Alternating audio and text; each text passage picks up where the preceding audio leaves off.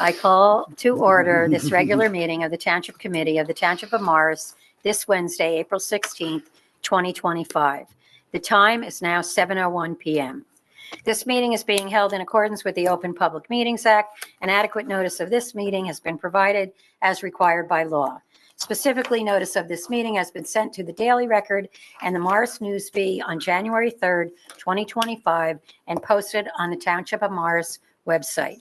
The agenda and resolutions for the meeting are available on morristownship.com under the Agenda Center. Certain portions of this meeting may be closed to the public for the purpose of personnel and/or other matters as outlined in the Sunshine Law. Notice to members of the governing body and township staff, any use of electronic devices during this meeting shall be used solely for the purposes of township business, and any communications are open to the Open Public Records Act. Madam Clerk, roll call, please. Mr. Grayzel. Here. Mr. Gyorfy. Here. Mr. Ravitz. Here. Mr. Jonnada. Here. Mayor Guariglia. Here. Please rise and join me in the Pledge of Allegiance, and please remain standing for a moment of silence after the pledge. I pledge allegiance to the flag of the United States of America and to the republic for which it stands, one nation, under God, indivisible, and liberty, justice for all. Yeah, I think it was maybe both. Please remain standing. We are having a moment of silence in honor of former Morris Township Chief of Police Anthony Amelio.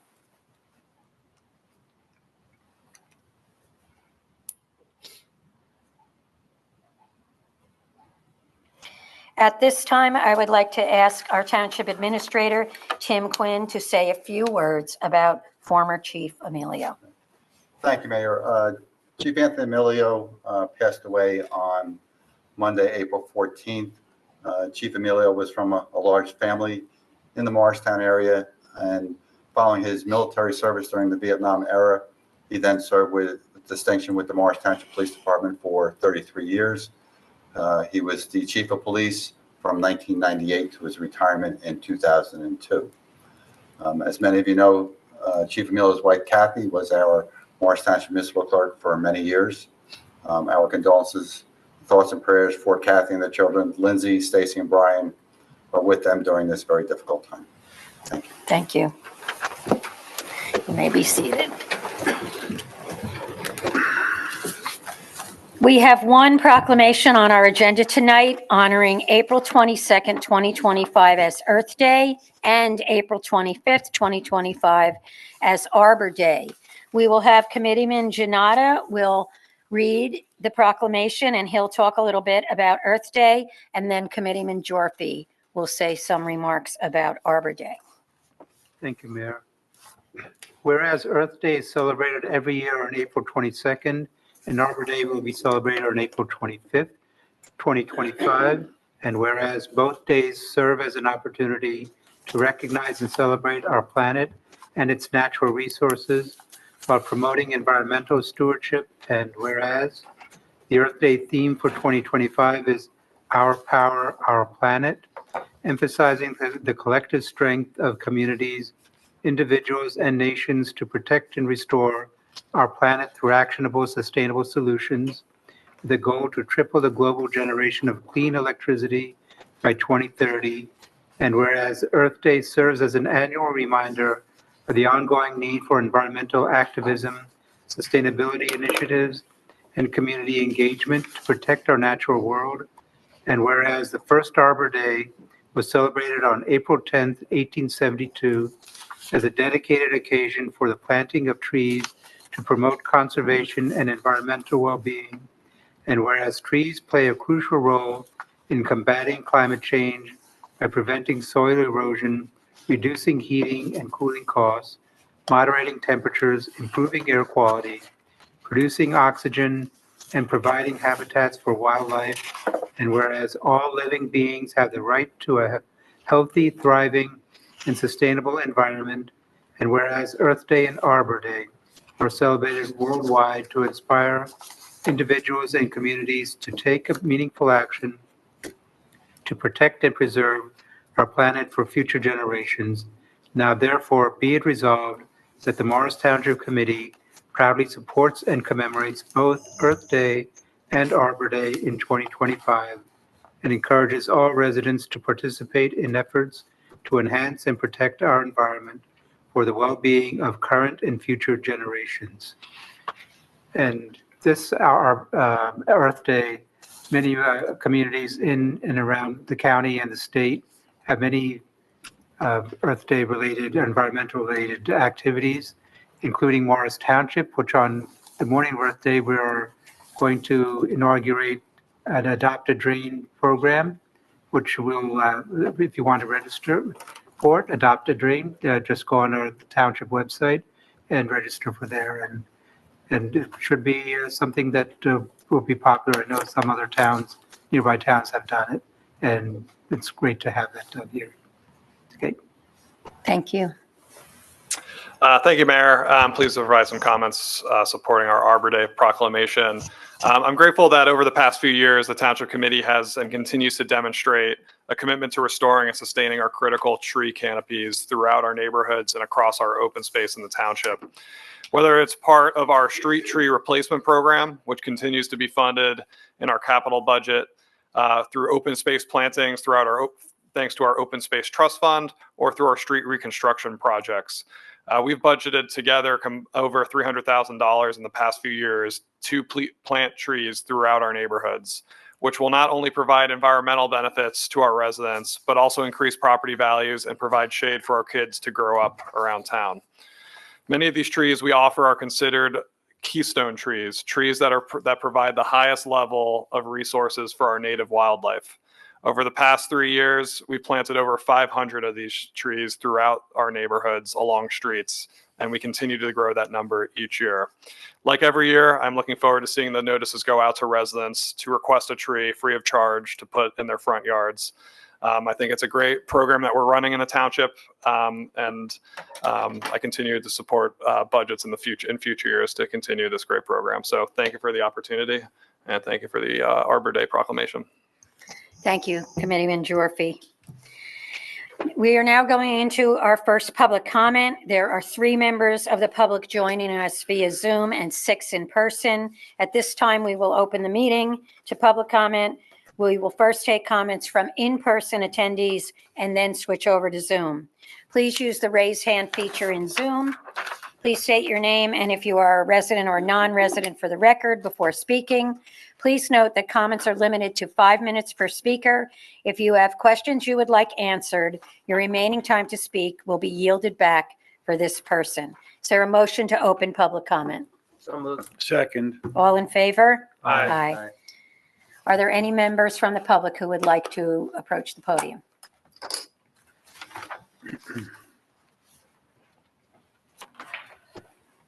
So, hi, everybody. My name is Tina Casal. I live at 11 Tall Timber Drive in Morris Township. Sorry, am I too close? I started to tell everybody the little problem that I've had with my neighbor and the water. This has been going on for 2 years. It started once he extended his patio, and I've been there 17 years and I've never had a water problem. After that, my backyard flooded, my basement flooded, my driveway flooded. We had to replace everything, a new driveway, the whole backyard, the patio. We put in a French drain. We replaced the driveway, hoping that that would stop some of it. But unfortunately, his backyard has a lot of gravel, dirt type stuff that there's nothing catching the water. So it continues to come down, clog our French drain, and we just had it again. And the whole slew of mud and mulch covered my driveway. We're ending up shoveling it out of the driveway every time it rains. Dave and Jim have both been out to my house. They both have asked him, if there's stuff he can do. He's extended his drains to enter my French drain, which is now is triple the amount of water, and it can't keep up. The drain keeps getting clogged from all the dirt and the gravel, and there's nothing, they said, at that point he could do, but I believe he did that extension of his patio. He said he didn't, but there's 2 different pavers. I was there. I watched the whole thing, the bulldozer in the backyard. I saw it all.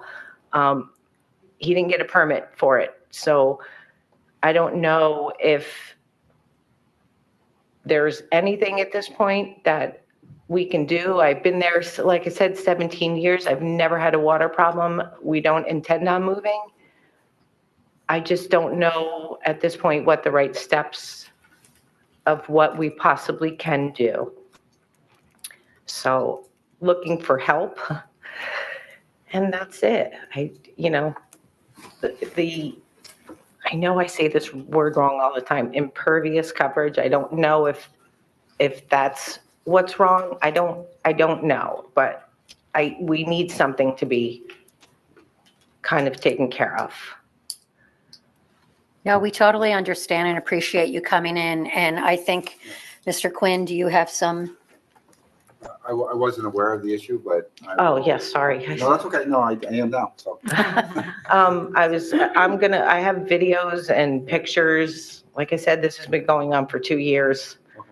We tried to fix it and remedy it ourselves. We spent quite a bit of money. And, I'm not willing to spend any more money to fix his property at this point. What I'd like to do is just follow up with Mr. Hanson tomorrow. Mr. Slate's retired and Mr. Hanson is also retiring in the very near future. So to get all their information, so we have it and He has it all. I sent it to him, but. I want to get it from him, and we have a new engineer that's starting. He's being appointed by the governing body tonight, so that I can bring him up to speed as to what the concern is. And we have another assistant engineer that's maybe also aware of it, that I will find out if he's been Updated, what yeah. his role is with it also, and then I can get back to you, if not tomorrow, certainly the beginning of next week. That would be great. I just don't, like I said, I don't want to cause, I'm not a person that cause any No, well, issues. I just want the problem fixed. I don't want to spend any more money doing things that aren't going to help if it has to be on his property. Right. If Mr. Hanson's been working with you, then I will make sure that For sure. we have all of that, and then I'm sure we have a couple of inspectors, I'm sure, that have also been up there, so. Yeah, the both of them came out. Those are the only 2 people I met that came to my house and saw. Okay? I will. So, is Just that it? quickly. Sure. When was the last time they were there? Last year, Okay, like a year ago. So, and it's continually gotten worse and worse. And it's just not remedying. I mean, like I said, we thought the French drain would help. Mhm. But it's the stuff that's coming down off the property is just catching, and it's not able to clear. And did I hear you say he actually connected his drain into your French drain? And so now there's just more. Now there's double the amount of water. Mhm. So And did you know he was doing that, or was that suggested that he did? that was suggested by By Dave and Jim, and trying to contain, I guess, the water, but it's made it worse.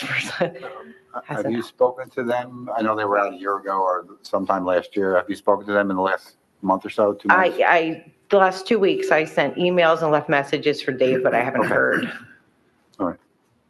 I would just ask Mr. Quinn, for a patio extension, if it's beyond a certain limit, would that have to go to the zoning board for a variance, or what are I know you have to pull out a permit to build a Look at the patio. zoning, and then if it was, increasing, they would have to go to the board of adjustment. Okay. And then what are the penalties if a person does not go before the town to get a permit or go before a zoning board to get They could approval? be subject to fines, and they wouldn't be able to get any additional permits. Okay.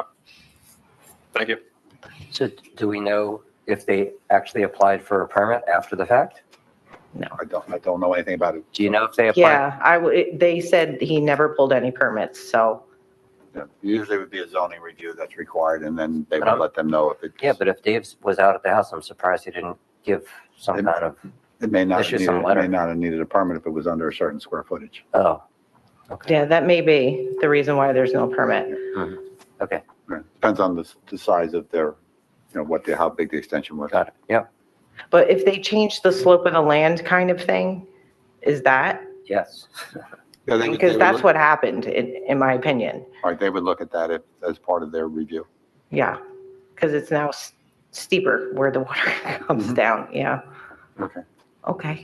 So they changed the slope then from their yard into going to your yard. Mm-hmm. Thank you very much, and thank we you. will get back to you. Thank Thank you get guys back so to much. Is there anyone else from the public who'd like to speak? And seeing no hands raised, will someone make a motion to close public comment? So moved. Second. All in favor? Aye. Aye.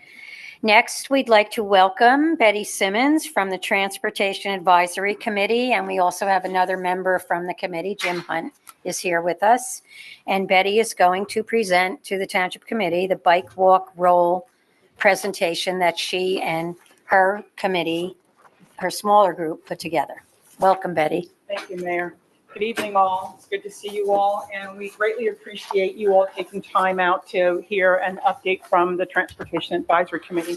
I do want to extend a thank you to my colleague, Jim Hunt, who is also here representing the Transportation Advisory Committee. And we have forwarded to you all a brief presentation that I'll walk through and certainly be available to answer any questions.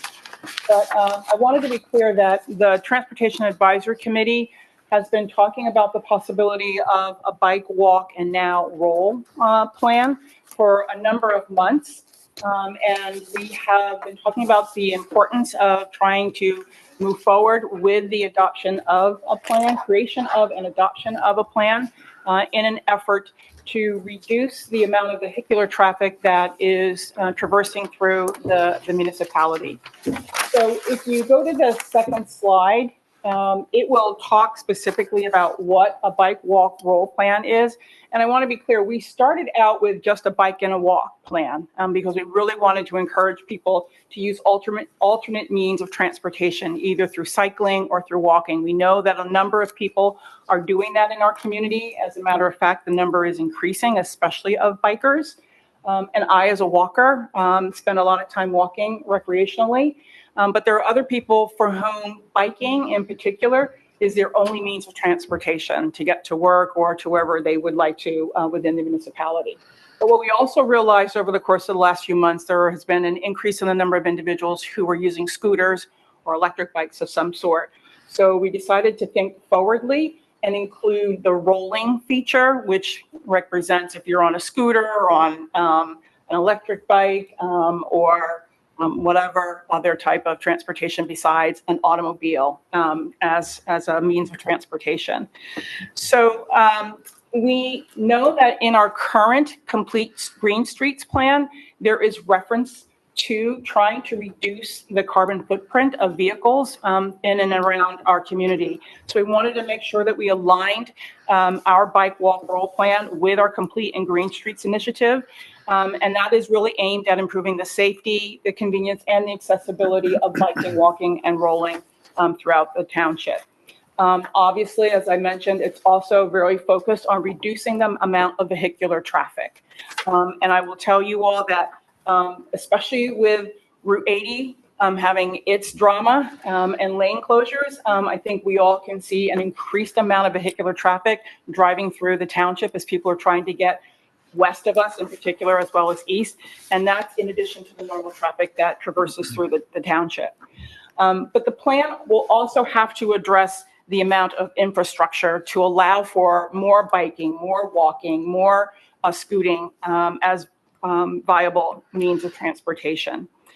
We also want to just promote this as a health and wellness initiative. It's really important that we try to make sure that we have a healthy and safe community. And if we have a plan that really distinguishes between the regulations that are out there for biking and walking and scooting, especially scooting, and also being very mindful of the adjacent communities that are around and within the township that have different rules and regulations than we do. As my committee members are used to hearing me say, it really bothers me that Morristown has a biking regulation. The township has a very different biking regulation, but people don't know when they've crossed from Morristown into Morris Township, and therefore they don't know when they are out of compliance or traveling illegally. So we want to be very mindful that this plan will also be an educational piece for the township. So as you will see, the benefits are really to connect our initiatives with the township's various plans, in particular the master plan, our complete Green Streets plan and the Trails and Pathways plan. We know that that plan currently exists. We've talked to the Recreation Department about the plan that they put in place, and they're looking to update, and there can be some connectivity among all of the plans that the township currently has. Again, promoting a safer and more realistic biking, walking, and scooting approach throughout the township that allows us to improve our ability to enforce the township's regulations as it relates to biking, walking, and rolling. And mostly importantly as well, it's encouraging community cohesion. There's something to be said that when people are walking together or when they are riding bikes together, that you're strengthening the community as well as making it a much more healthy community. So what we have thought about is who should be involved in helping us develop this plan. We have had the opportunity to speak to the representatives from Morristown, which has created a biking plan and gotten some feedback from them. But we've also identified who we believe should be some of the potential stakeholders that we would reach out to get feedback about what should that plan look like? What should we include? What are some of the areas of concern that people have? What are things that are relevant to them? And you'll see in your packet, there's a long list currently of organizations that we would ask to join us in just talking about what are the elements that we need to be very mindful of. This is not an exhaustive list. There could be additional groups that we would reach out to get some feedback as we develop the plan. I would also mention to you all that it's important for us to have as many voices as possible represented in our plan. The township is a very diverse community. We've got a lot of people with a lot of, God bless you, areas of interest, and we want to make sure that whatever plan we do develop, should you all authorize it, it is representative of the different voices that are out there as it relates to different modes of transportation beyond and in addition to your typical vehicular traffic. So those are the potential stakeholders that we have already identified. And again, there could be more. And then finally, we had put together what we felt was the steps that needed to be taken and what a realistic timeline could look like. And we're at the initial planning stage where we have defined some potential stakeholders. We wanted to make sure that we have aligned the possible plan with the township's current plans. And then we have to get into the coordination piece and a statement of intent and the development of our initiative and vision and statement goals. We decided that we didn't want to do anything that you'll see in that initial planning aside from identifying the key stakeholders and aligning our plans. We've done nothing else because we wanted to appear before this body. We wanted to make sure that we had your endorsement to move forward. It is quite probable that as we move forward with this plan, we will have to tap into the resources of the township and various departments within the township. As an example, we would need some representation, some voices from the local police department, perhaps the recreation department, and other areas under Mr. Quinn's supervision. So we didn't want to go forward with moving anything with the plan until we had discussed it with you all and hopefully get your endorsement. And as you can see, we have a disclaimer that even though we've got a timeline that says that the plan should be finalized and developed by the end or the middle of 2026, that timeline could be adjusted just depending upon circumstances that we can't anticipate at this particular point in time. We just wanted to at least kind of lay that all out in the different stages and determine how long it would typically take. And based upon what we've heard from other towns and municipalities that have gone through this process, it is about an 18-month to 24-month process to develop a very realistic and robust biking, walking, rolling plan. We believe that this is in the best interest of Morris Township because of the type of township that we are. And again, we are looking forward to any concerns or questions, feedback that you all might have as it relates to this plan. This is my presentation. Thank you very much, Betty. Again, always, you do such a great job, and I know the people who worked with you to put this together. So the Township Committee members did receive a copy of this in advance and wanted to, so I'd like to open it up to any committee members. If you have any questions, concerns, anything you want to ask of Betty and her group.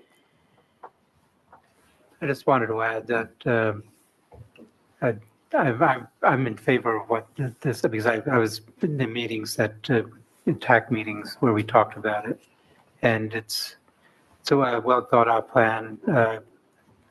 And I just wanted to ask though, do you have any examples from other municipalities? And are there any benchmarks to compare what you're planning with what we would be adopting? Yes, there are several plans that we've looked at preliminarily that are somewhat similar to what we're thinking about. The Morristown plan obviously is one. We've seen that entire document. It is a very robust document.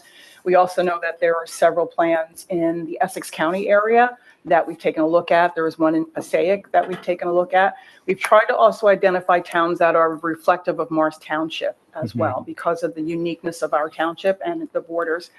I think it's also important that we've also had some preliminary conversations with the County Parks Commission, because we know that there are overlapping trails and pathways that go into the county. So we're looking to see what plans that they also have, because they are trying to strengthen, especially in the biking area. So we have looked at other plans as a benchmark. Yeah, I know the example that we always talk is on Speedwell Avenue, we have bike lanes in Morristown, and then go to that's one place where we know where the division is, because the bike lanes are in Morristown. There's no bike lanes on our side.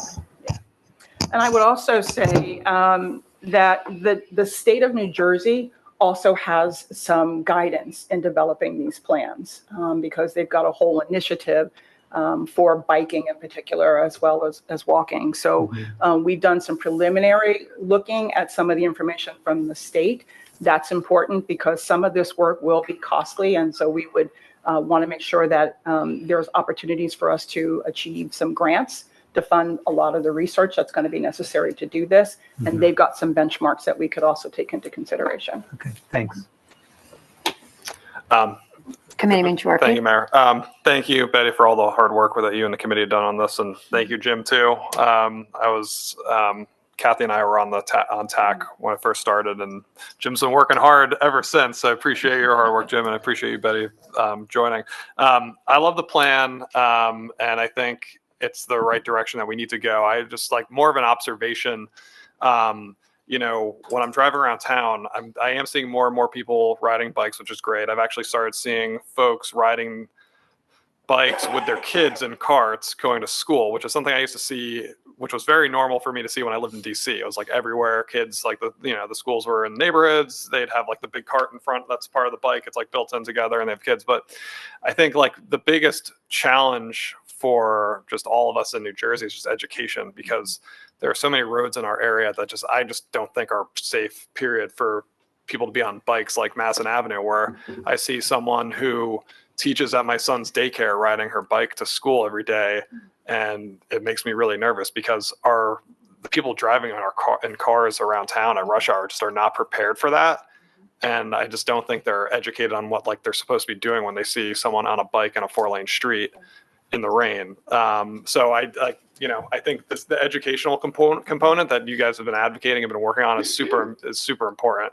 I'd hope that we, as the township, continue to support TAC and do everything we can to educate our residents on how they should be adapting their driving habits to allow for folks to safely commute or go to the park or what have you throughout town. So thank you for all the work that you're doing on this, and really appreciate all the time and effort put into this plan. Oh, thank you very much. And to that point, we've begun to put some signage around the township to try to educate people about the distance that they should have if they happen to see somebody who is biking or walking. Education is going to be critically important, as well as making sure that we have the right infrastructure to encourage those families that need to use bikes as a means of transportation, where some of the alternate paths are that they could take that would be safer, as opposed to a Madison Avenue or a Hanover Avenue. Yeah, and I attacked that with the routes that we did too, just like finding alternatives to go down. I know, Tim, this is really important to you too. It's like, don't go on the street, go on McCullough instead of South Street or something like that in town. Like even on Madison, it's like, I'd almost prefer, I know you're not supposed to, I'd almost prefer that you go on the sidewalk, because in the morning, no one's on the sidewalk on Madison Avenue. Please just go on that to get yourself out of rush hour traffic. But I know One other thought I had too, and we don't have a property this large in the township, I don't think, but I noticed in Whippany, Barclays corporate campus, they have bike lanes off the street, and I'm assuming Barclays put those in probably. Maybe, I don't know if Hanover did that, but thinking critically too about employers in the town, are they willing to put the money in to help us build safer pathways to get to their offices? Just another thought, but we don't have huge campus office parks like that going down major thoroughfares, but there, I don't know, it's like, was it Jefferson Road or something like that over there? Yeah. They might have removed that. I just drove past it last weekend. It's off the, it's painted green still too, and it goes into their trail system. Yeah. We have the traction line, which is fantastic. But my wife is training for a triathlon, and I'm telling her, please just ride your bike in Jockey Hollow. I don't want you to ride anywhere else, quite frankly, because even just going up Western Avenue, going up there is crazy. And we need to do a lot more educating for people driving on the roads We do. there's a lot of serious accidents. So thank you for all the hard work you're doing on You're this. welcome. Thank you. And to that point, I think it's safe to say that while we've been talking about this plan for quite some time, which takes us away from vehicular transportation, we've not lost that focus as well. That's still critically important to us. How do we keep our streets safe for those individuals who do drive and try to drive legally or appropriately? Yeah. Yeah. Thank you for that. Good. Committeeman Ravitz?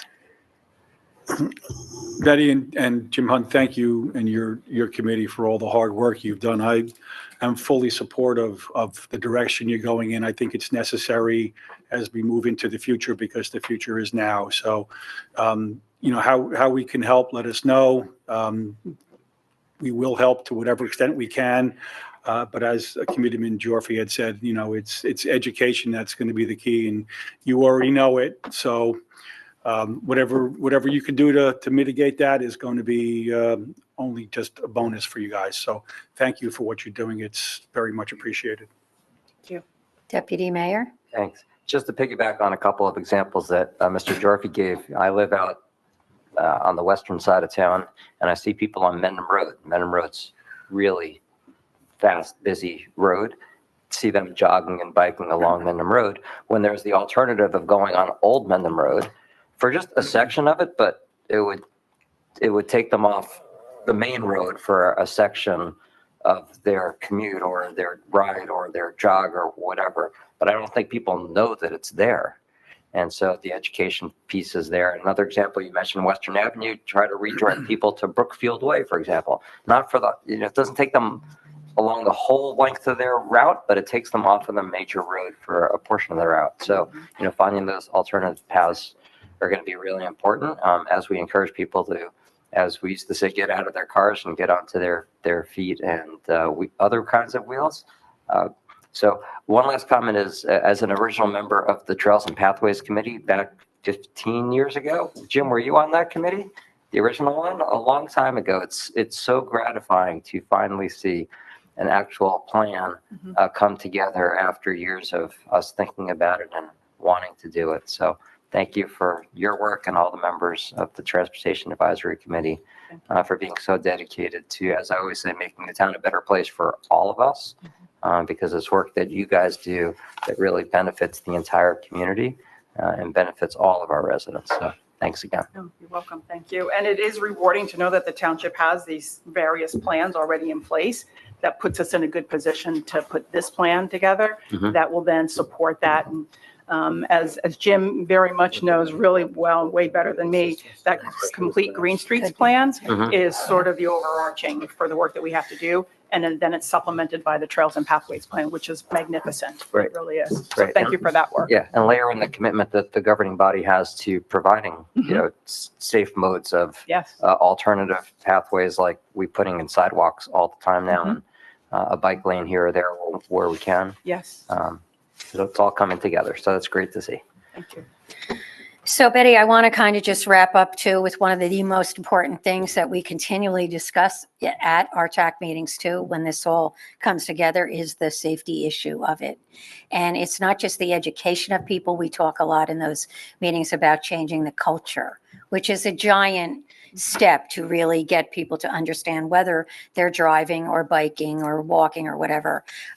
That's going to take some time, but what's nice to see is how everybody's working so hard to making improvements. And I think the work that was done to put this together, and I can't speak for everybody else, but certainly I feel the township should endorse the plan. And we realize it's going to take time.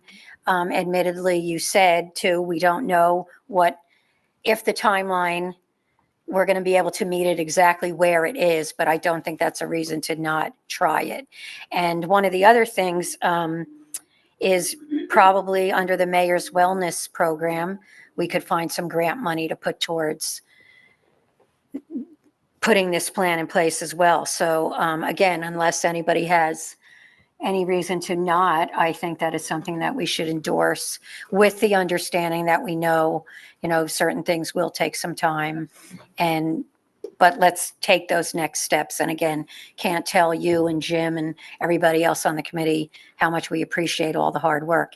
And it's not just the state, the county as well. Jim and I were both up at Avenues in Motion just about 3 weeks ago now, maybe it was.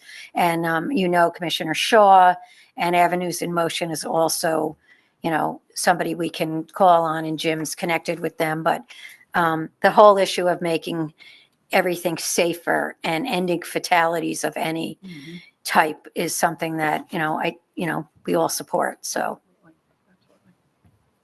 Well, thank you all so very much. We greatly appreciate your support. We will keep you posted as we move forward. Going to have an opportunity to have a nice chat with the Administrator Quinn shortly to talk about how we really get this jump started, because we can't do any of this without his support of his staff. Thanks, Betty. Nice job. Thank you all very much. Yeah. Appreciate your time. Thank you so much. And just before we move on, because I know both Jim and Betty are here, I will speak about it a little bit later too, but this is the beginning of when we kick off the work that TAC has done on Morris Township in Motion. And we have our whole new calendar with, I think, 12 events. That's okay. But I'll speak to that a little bit later. But again, just can't thank you enough on all the great work that TAC continues to do. And Siva's been a great addition. He's been coming to the meetings as well. So thank you very much. And know that we do support all your efforts. And we're all trying to get to the same place, whether we're walking, driving, or scooting. So thank you very much. Next, we have one ordinance scheduled for the public hearing and adoption. Madam Clerk, please read the title of ordinance 10-25 into the record, after which we will open the public hearing. Ordinance 10-25, an ordinance to exceed the municipal budget appropriation limits and to establish a cap bank, NJSA 40A 4-45.14, calendar year 2025. Note, requirement for municipal budget. We will take comments from in-person attendees first and then switch over to Zoom. Please virtually raise your hand on Zoom if you would like to speak. May I have a motion to open public hearing on ordinance number 10-25? So moved. Second. All in favor? Aye. Aye. Is there anyone from the public? Seeing no hands raised. Is there a motion to close public comment? So moved. Second. All in favor? Aye. Aye. Aye. May I have a motion to adopt ordinance number 10-25? So moved. Second. Is there any discussion or any questions? Madam Clerk, may I have a roll call vote? Mr. Gyorfy. Yes.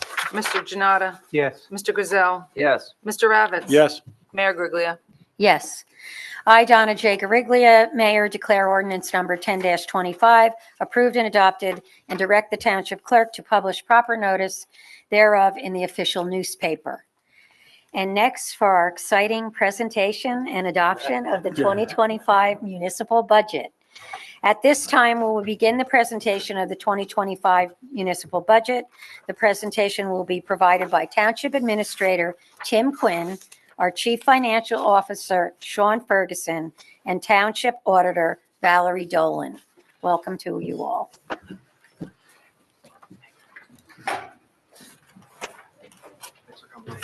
This will be one where the opening act is much better than the main act. Oh,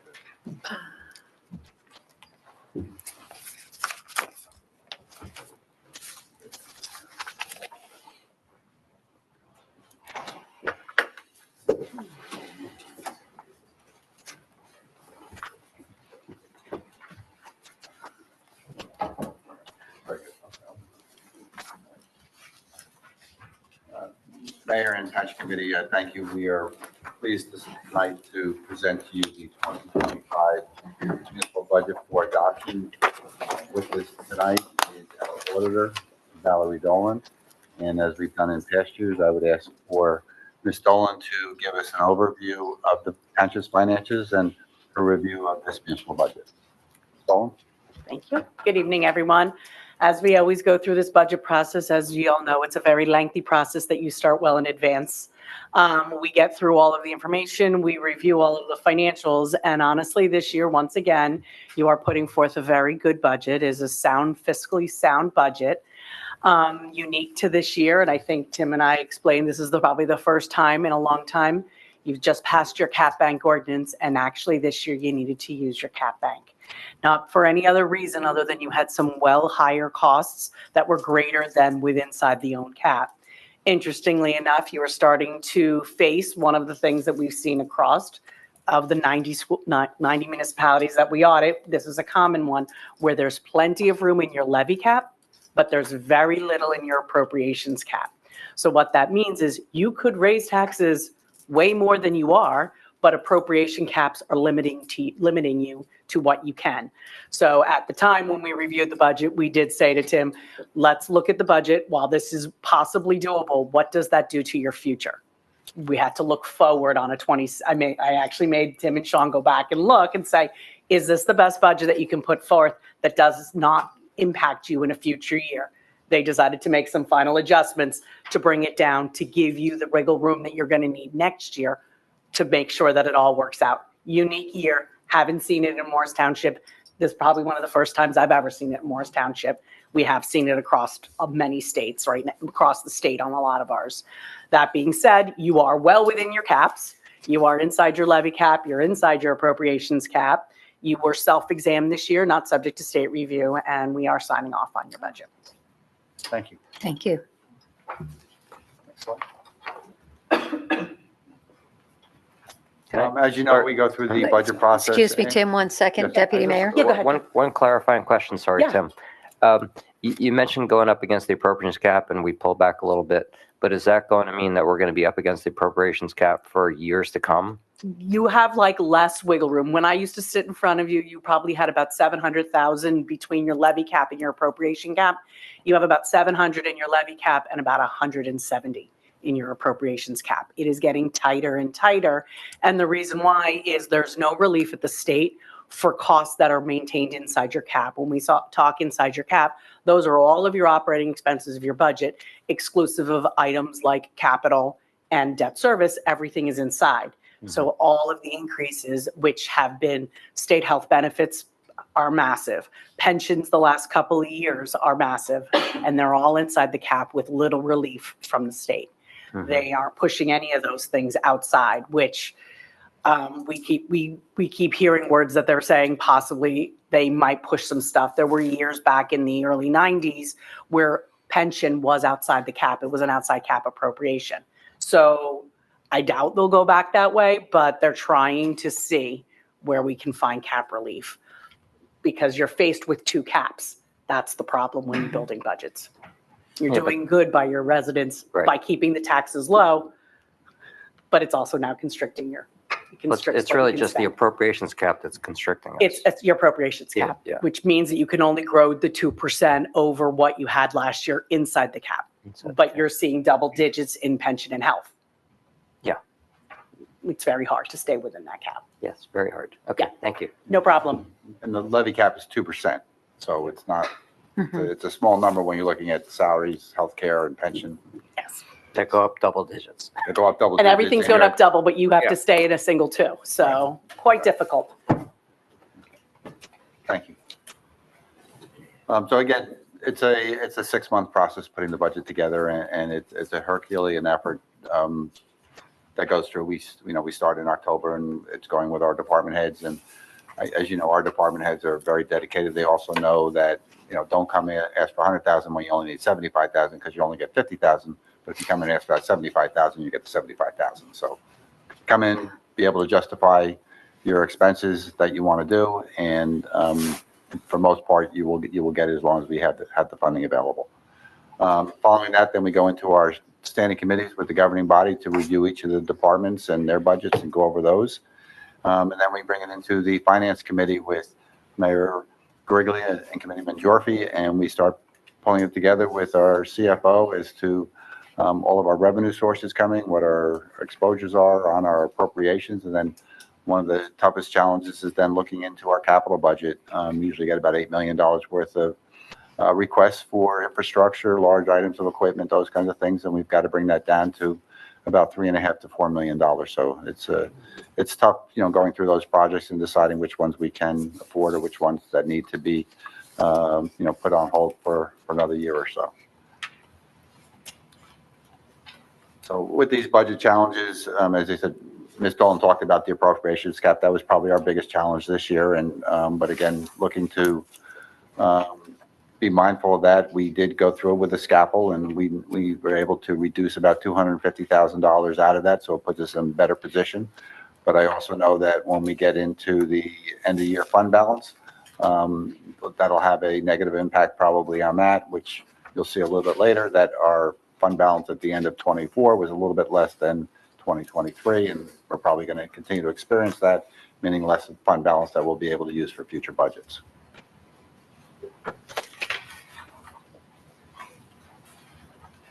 Went over the budget process, so we're go on to the next slide, please. Just a quick show of the state aid. We should be getting, it's really tax energy receipts that come to us. We're not seeing any. We saw a little bit of an increase after many, many years of being stable. We should be getting over $6 million a year. We're getting $3.3 million a year on that. So it's not really going anywhere as long as it's stable. It's a number that we put it back into the budget. But we would certainly like to see the state giving a more of a fair share on those energy receipts back to us. As we spoke, pension costs have started to stabilize, which is good. As Ms. Dolan said, they were going up double digits for many years. This year, we're seeing a slight decrease on the public employees, and we're seeing a slight increase on the police and fire. So a net of about $75,000 on pension costs for this year. We also looked every year at the cost of recycling and tipping fees. It's always been something that has fluctuated month to month and has been an unstable expense for many years. Pleased to report that it seems to have stabilized, and we're not going to see any increase in the need for for the recycling. We are seeing tipping fees going up about 5%, but we can bring that into the budget. One of the things that is always challenging for us is the cost of state mandates. The biggest one is the healthcare insurance that goes up. Although we have a cost share with our employees where they're paying somewhere between 10% and 35% of those premiums. This past year, we did see on the healthcare going up 16% on health and 9% on prescription, which makes it challenging. That's on top of 7% last year, but 21% the year before. So I don't see anything in the future that looks very favorable on that. I would anticipate that we're going to continue to see these kinds of healthcare expenses. And as Ms. Dolan said, this is an item that we really want taken out of the cap because it has a direct impact on that appropriations cap. We did not get any relief from that from Trenton, where in past years they've also given some cap relief on other insurance costs. Our municipal debt, Township has always had the policy of just bringing on debt of what we retire. This year is no different. We are retiring approximately $2.8 million worth of debt, and we're recommending that for the governing body for this year to bring into debt. We are also using band notes at this point. Since we last went out to debt in 2019, we need the money annually to be able to fund all of our projects. Our last bond issuance in 2014 was paid off last year, so We don't have that bond, that bond payment this year, but we will in future years when we go back out to debt and have to start paying the principal. Pleased to report that the parking utility is now debt-free. The last debt payment for the parking utility was paid in 2024. However, we are going back out to debt for the sewer utility this year. We haven't gone out to debt on the sewer utility. It's all been paid through the capital improvement fund for the past 10 years, but we have some significant increases for infrastructure that are coming. So it's prudent to go back out to debt on that for about $2.2 million this year. And again, the swim pools is the big one. It's $4 million of renovations made back in 2016, paying about almost $500,000 in debt service. And we've got 2 more years of that after this year for that. And then we'll start seeing that number coming down, and hopefully the contribution we have to make into the swim pool utility will be reduced by that. Other variables that we look at, and we have union labor contracts. This is the last year of a 4-year on all of our unions. So we will begin negotiating contracts in September. The days of 2% on everything are long gone, but we'll do that. We've also seen an increase in share in the library cost because of the equalized value. And although it's not a direct cost to the township, it is a cost to our taxpayers. You're going to see a little bit later that those costs have gone up. We spoke a little bit before about the state aid and energy tax receipts are stable. But also I'm pleased to report that we did add $21 million in increase in the rateable base. That certainly helped us out with the revenue source this year. We're always looking for grants. This is a list of the grants that we have so far. Many of these comes in every year. We have additional grants that will be coming in as they do every year. Mr. Ferguson will be doing what's called a Chapter 159 to add them into the budget. But some of the big ones that you'll see coming up in the future will be the clean communities for somewhere around $60,000 a year, if it's the same as past years. And also with the recycling grant that we use for our calendar that goes out, and then also for our yard waste pickup through that. So that's $36,000. We've been notified of that since the budget was introduced, and we'll be adding that into the budget, and we'll have some more minor grants, I'm sure, that are going to be coming in throughout the year. I'll just make a note that local health infrastructure, we're probably going to lose that. It was part of a number of the grants that were canceled. We did lose one grant from last year of about $122,000, but we'll manage. What's important to the township is always the high level of services that we provide, from police, fire, EMS, OEM, health services, waste disposal, recycling, road maintenance, recreation, professional services here with the staff at Town Hall, and also our professionals. So it's a service-oriented community, and we maintain to keep those services. We're also looking at different shared services. One of the big ones is the joint court with Madison, Chatham Township, and Chatham Borough, and saving several $100,000 a year on that. We have a number of sewer contracts with neighboring towns. Some we take affluent, others we give affluent, but we work on that. And as I think many of you know, we're working on looking at all those contracts this year for updating them, and also looking at the sewer fees for 2026. We have a joint public library with Morristown that's based on a special tax called a third of a mil, based on the equalized value, and we give our fair share to that. And then the final one, the big one, is that we have public safety with the County Communication Center that provides that along with mutual aid.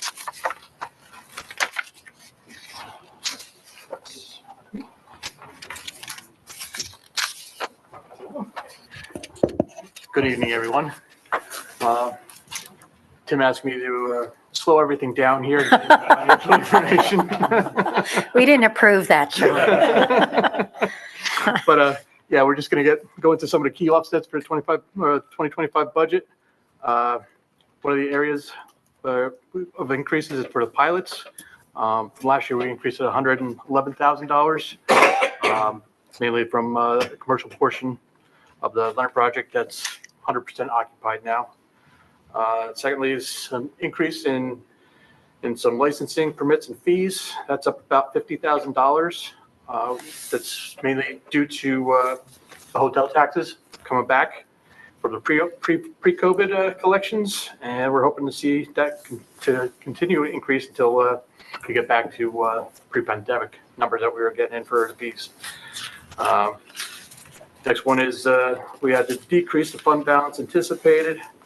That's by $91,000. That's to stay within our fund balance policy.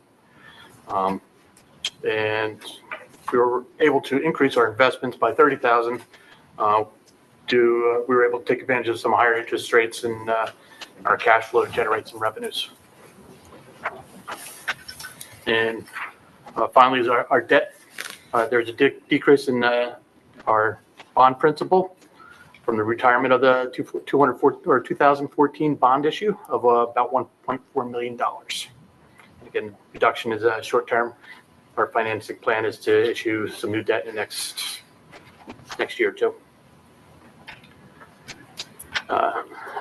That leads us to our budget.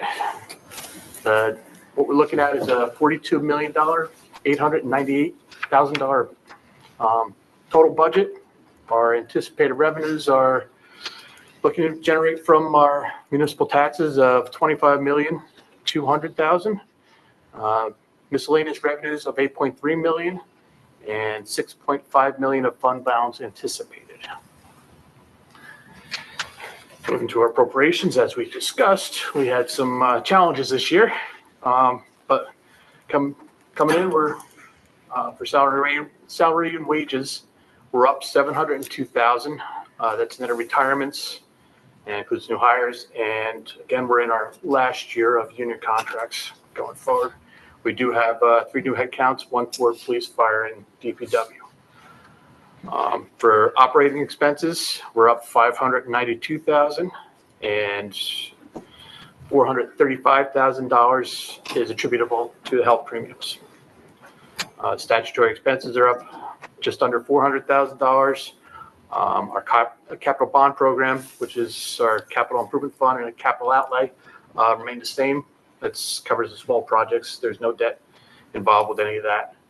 And our debt service is up by $50 just to cover the bond anticipation note interest. That's up to $580,000. For our capital plan, staying within our debt policy for keeping new authorizations to amounts retired. There's $2.8 million that has been authorized for the capital bond program. That's for major programs, which covers our annual overlay and crack sealing, major reconstruction projects. There's some, I guess, Delmar, Ridgewood, and Bryant are some of the projects coming up this year. And we have Gaston Road overlay. And it looks like we got Lake Valley Road sidewalk projects that are in place, and also some intersection alignment. And finally, it covers some of our DPW trucks, which are in need of replacement for the year. For our capital improvement program, that's money that we have on hand. It requires no debt. We're authorizing $460,000 for some police headquarter improvements, fire equipment. That's replace some of the breathing tanks.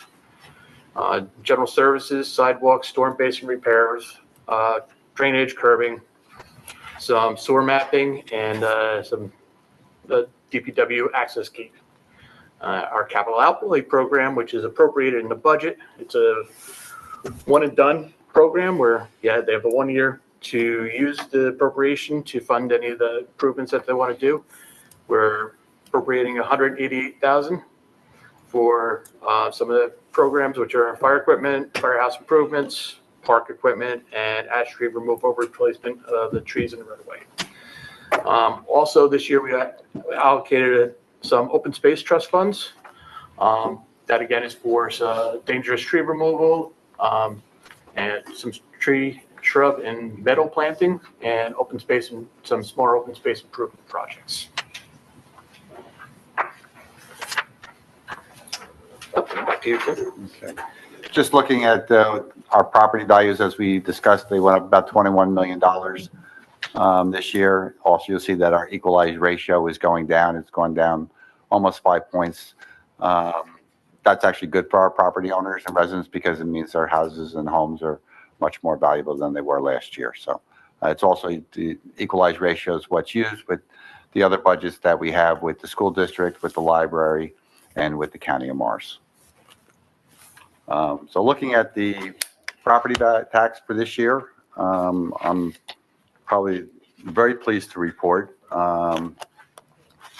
that for the average homes that are approximately $600,000, that the municipal budget is going to go up, or the municipal rate is going to go up very small. It's going to be less than 1% on the tax rate. It's going to be about $25 and change a year for that. On the county tax, it's going to be flat. We're about 5.5% of the county, and taking a look at that, sometimes we do have a little bit of valuation with the county, depending on our equalized ratio and how that compares with the other municipalities.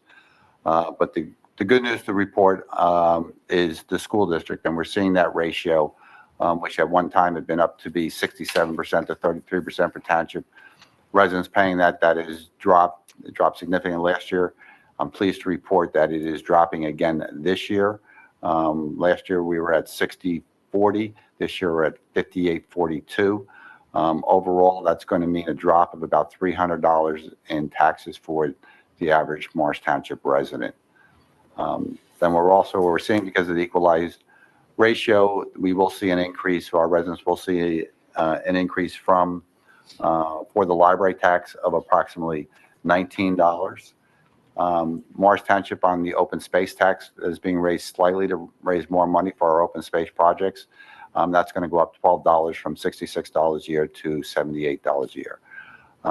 So with that, I am pleased to report that it's an overall reduction of about $249 for the homeowner whose home is averaged at $600,000, and the tax rate is going to drop from just over $2 to about $1.96 per $100 of assessed value. And just as we split it up, this is where the tax dollar goes with that change in the ratio with the school. The school is now 58%, municipal is 24%, county is 15%, and the library is 2%. And just, we've always tracked, the difference in rate because of the significant impact on the school rate going and what township's share was that. As you can see, that is coming down a little bit, which is good for our residents. And our tax collector does a terrific job in taking the collection of taxes. We're well over 99%. We have what's called the uncollected tax rate, and we put $3.2 million into the budget that rolls over every year to stabilize things. So that's at 97.12%. So our ratio of what we're collecting and what we're using as the uncollected tax is exceptional. All right, it's important to maintain an adequate fund balance. It's a tool used to protect the township against the unexpected. Long-standing position for the township is to be fiscally conservative. The position helps preserve our AAA credit rating and have funds available for any unanticipated events that may arise. Maintaining the adequate fund balance enables the township to have a strong tax rate without significant fluctuations. Being fiscally responsible requires the township to maintain an unreserved fund balance of 15 to 20% of appropriations net of the reserve for uncollected taxes and library appropriation. The fund balance provides cash flow liquidity for the township's operations. Lack of adequate fund balance puts the township at a risk of fiscal stress, which could result in excessive tax increases. The budget falls within the township's conservative position, maintaining a 17.4% fund balance for 2025. Now going to fund balance history. Over the past 8 years, you can see we've been able to maintain a stable fund balance, which allows us to keep the taxes at a consistent tax rate for the year. And moving on from our current fund to our utilities, we have 3 utilities that operate within their own budgets. Our first utility is our sewer utility, and our budget for this year is coming in at 9.592 million for the year. Our appropriations are 6.9 million. Capital appropriations are 1.675, and our debt appropriations is just over 1 million. To support those appropriations, we're anticipating just under 8.6 million in fees, miscellaneous revenue of 200,000, and we're anticipating fund balance of 800,000. Next is our parking utility. The only appropriations we have set up for the utility for this year are operating expenses of $321,000. The utility is debt-free. We paid off the last principal payment in 2024. And the $321,000 of appropriations is supported by the permits and meter fees that we're pulling in. Our swimming pool operations appropriations of just under $1.2 million. We have a capital appropriation of $2,500, and our debt service is just under $500,000. And again, in support of those appropriations, our revenues, we're pulling in, or we're anticipating $975,000 in swimming pool fees. There's a band premium that's going to help offset our debt expenses for the year. And again, we're still carrying the swimming pool deficit, which has been reduced for this year. It's what are we down to? $45,000. And that'll cover all our utilities. So to wrap it up, the 2025 budget is, basically, we're service-oriented community, maintaining all of our services, having a capital program to maintain our annual road overlay, our crack sealing programs, general services for drainage, curbing, sidewalks, other small road projects, infrastructure improvements, and then purchasing the large item to do those jobs, especially on our Department of Public Works with equipment and trucks. The overall municipal tax rate is less than 1%, 0.93 of 1%. I tried to spend more, but Ms. Dolan wouldn't let me. So the increase for the average homeowner is going to be $2.12 a month, which is roughly $25.47 a year. So again, I'm pleased to present to you a very fiscal, responsible budget. And as we always look into 2026, again, salary and wage increases are going to be, it's also going to be a little bit of a crystal ball for next year's budget because we'll be in contract negotiations. We're hoping that the recycling market stays at being stable. That will certainly help us. We're hopeful that our revenue projections will also stay stable as to what we're seeing. And hopefully they will, increase too, where we can help offset the appropriations. And as we've spoken quite a bit, we're going to be challenged with that appropriations cap next year unless there's some type of relief. And certainly if there's a way to push for relief on healthcare costs, that would be certainly to the advantage. And every year we always look at, what is our state aid going to be? Is it going to be stable? Are we going to get any increase? And hopefully not going to go down. What are those health benefits costs? Are they going to be double digits again? And then pension costs, will they stay stable as they have for the past 2 years? And hopefully the answers to that is yes. So, with that, that would conclude our presentation to the governing body. I'd certainly, Mayor, open it up to members of the governing body, yourself and members of the governing body for any questions or comments. And then following that, I would request you open it up for the public for a public hearing or public discussion if anybody has any questions or comments on the budget. Sure, absolutely. Any questions or comments from the committee members? I just want to thank the entire team for this incredible budget. Seeing how things are just tightening up, all over the country, all over the state, that we can come out of this with a less than 1% tax increase. That's something to crow about. That is just incredible fiscal management, and I am just thrilled to be part and live in a town where things are run so well. So thank you for all of this, and to our auditor, well done. Thank you. Committeeman Gyorfy. Thank you, Mayor. Thank you, Mr. Quinn and Mr. Ferguson, for all the hard work that you put in over the past few months. Sean, I think this is your second budget, right, for the township.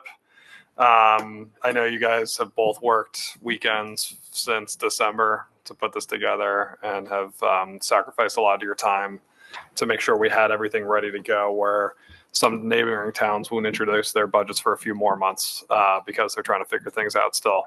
I think it just demonstrates that the township's prudent planning when handling our finances have without a doubt lessened our burden on the municipality, not only from the wake of the COVID pandemic, but also the harsh increases on goods and services from inflation, and then also now the uncertain costs increases from tariffs and other outside factors in the market. This team continues to produce very reasonable budgets that continues to put investments toward important long-term projects for our residents that they'll benefit and enjoy for decades to come. I would be remiss if I didn't mention, the potential opportunities for additional grants. Last year, we received $600,000 from the state DOT for grants we hadn't been planning on receiving. That will then help pay for projects we had already budgeted for. I'm optimistic that we'll get grants like that in the future. Those $600,000 will help pay for the community center project and help buy our first senior bus.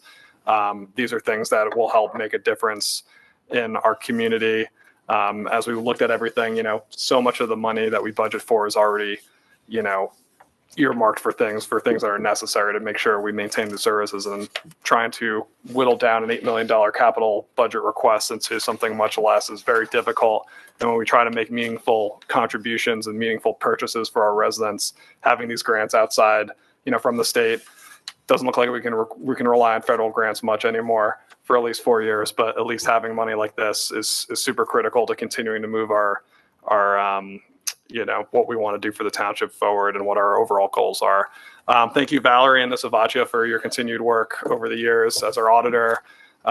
We really appreciate your hard work, and I know the staff has nothing but good things to say about you and your team continuing to provide us great guidance throughout all the issues we've run into over the past 3 years of outside factors. So thank you for that. And thank you for the committee for continuing to work hard. I know the department heads put a lot of work into the budget too.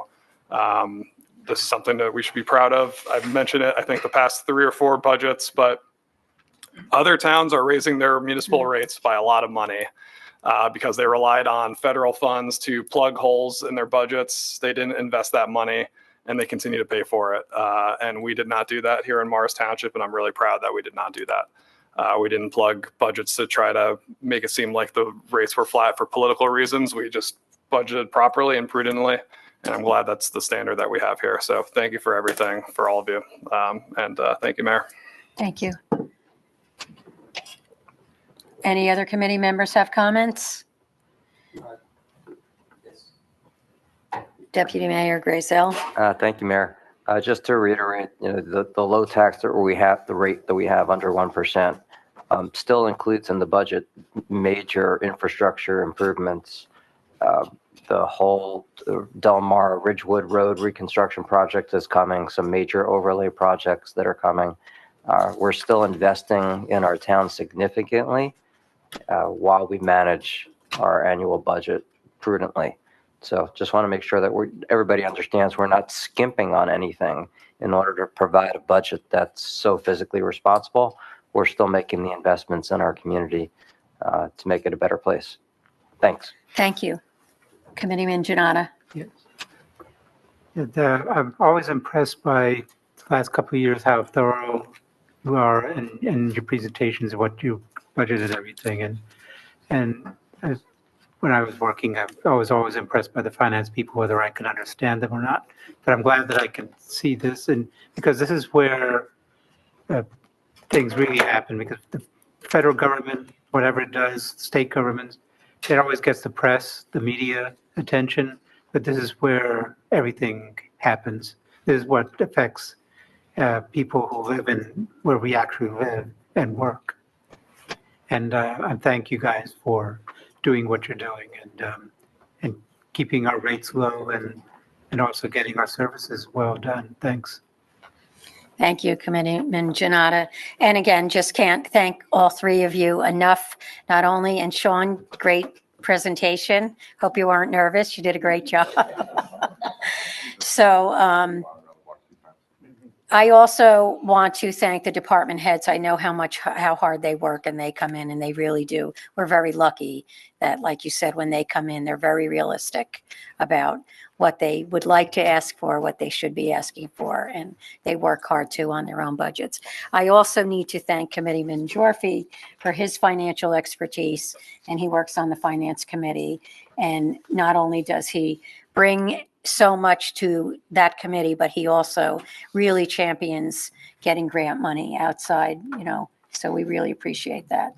It's very helpful, and it's kind of always a nice surprise when we're told that you've done something and now we've received some more grant money that we weren't expecting, as well as the rest of the committee. Just great job all around, and the township residents are extremely lucky to have all three of you in place, so thank you very much.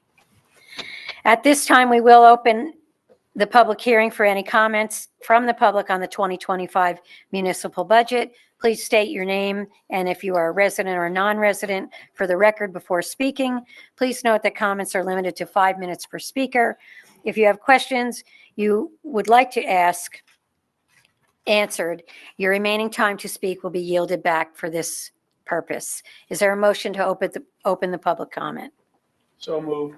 Is there a second? Second. Are there any members from the public who would like to speak? Seeing none and seeing no hands raised, is there a motion to close public comment? So moved.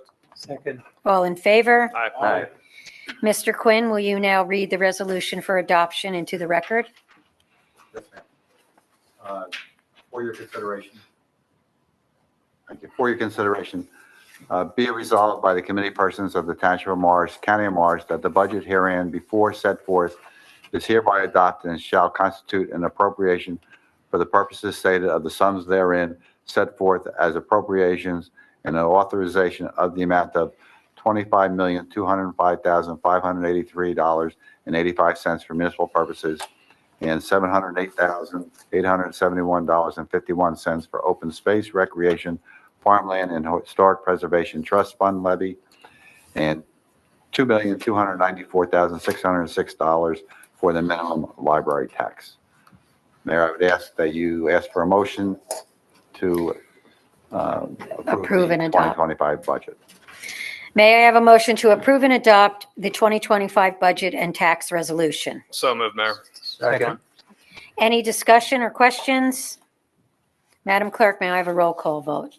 Mr. Gyorfy, Yes. Mr. Grayzel, Yes. Mr. Jonnada, Yes. Mr. Ravitz, Emphatic yes. Mayor Griglia. Yes. Mr. Quinn? Thank you. Notice is hereby given that the budget and tax resolution has been approved by the Township Committee of the Township of Morris, County of Morris on April 16, 2025. Thank you Thank very much. Really appreciate it. We have 9 ordinances for introduction on tonight's agenda. Madam Clerk, please read the title of the first ordinance into the record. Ordinance 11-25, an ordinance of the Township of Morris, County of Morris, concerning salaries for non-union personnel. Note, updates salary ranges for non-union personnel. May I have a motion to introduce ordinance number 11-25? So moved. Second. Any discussion or questions? Madam Clerk, may I have a roll call vote? Mr. Ravitz, Yes. Mr. Grayzel, Yes. Mr. Gyorfy. Yes. Mr. Jonnada, Yes. Mayor Griglia. Yes. The public hearing and final consideration and adoption of ordinance number 11-25 will be held at the next regular Township Committee meeting on Wednesday, May 21st, 2025 at 7 p.m. Madam Clerk, please read the title of the next ordinance for introduction into the record.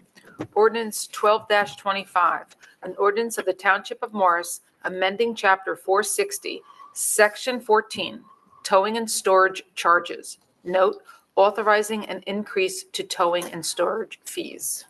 May I have a motion to introduce ordinance number 12-25? So moved. Second. Any discussion? Madam Clerk, may I have a roll call vote? Mr. Jonnada, Yes. Mr. Ravitz. Yes. Mr. Grayzel, Yes. Mr. Gyorfy. Yes. Mayor Griglia. Yes. The public hearing and final consideration and adoption of ordinance number 12-25 will be held at the next regular Township Committee meeting on Wednesday, May 21st, 2025 at 7 p.m.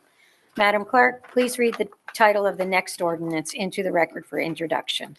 Ordinance 13-25, bond ordinance providing for various capital improvements by the Township of Morris, appropriating the aggregated amount of $3,562,486.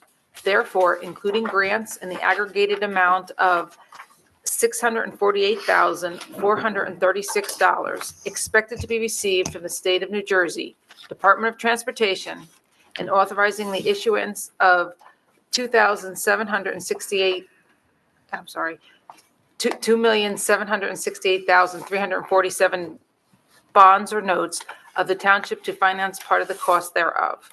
Note, capital program for debt projects. May I have a motion to introduce ordinance number 13-25? So moved. Second. Any discussion? Madam Clerk, may I have a roll call vote? Mr. Gyorfy. Yes. Mr. Jonnada. Yes. Mr. Grayzel. Yes. Mr. Ravitz. Yes. Mayor Griglia. Yes.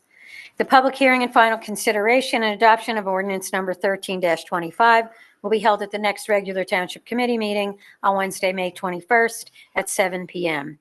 Madam Clerk, please read the title of the next ordinance into the record for introduction.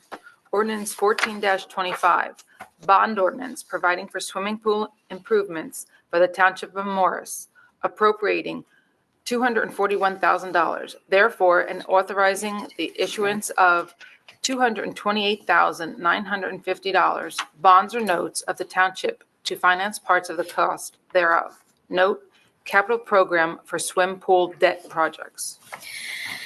Please be advised that ordinance 14-25, as originally advertised for introduction, contained a minor error.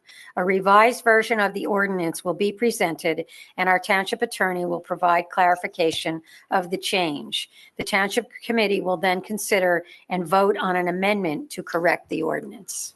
So, thank you, Mayor. So, I reviewed this with Mr. Quinn, and given that it was a typo and it wasn't, it was a basically ministerial typo, an amended ordinance or a revised ordinance had it been circulated to the committee prior to this meeting, so no amendment will be required.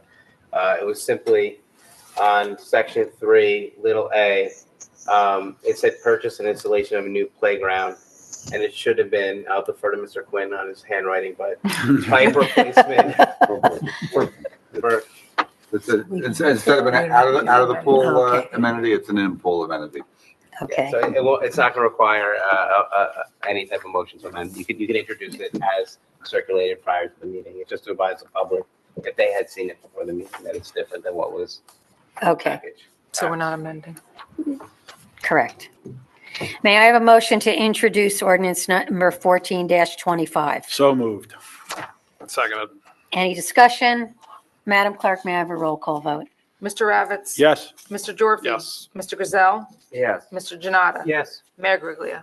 Yes. The public hearing and final consideration and adoption of ordinance number 14-25 will be held at the next Township Committee meeting on Wednesday, May 21st, 2025 at 7 p.m.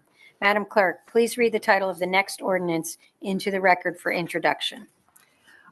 Ordinance 15-25, bond ordinance providing for various sewer capital improvements by the Township of Morris, appropriating the aggregated amount of $2,302,500.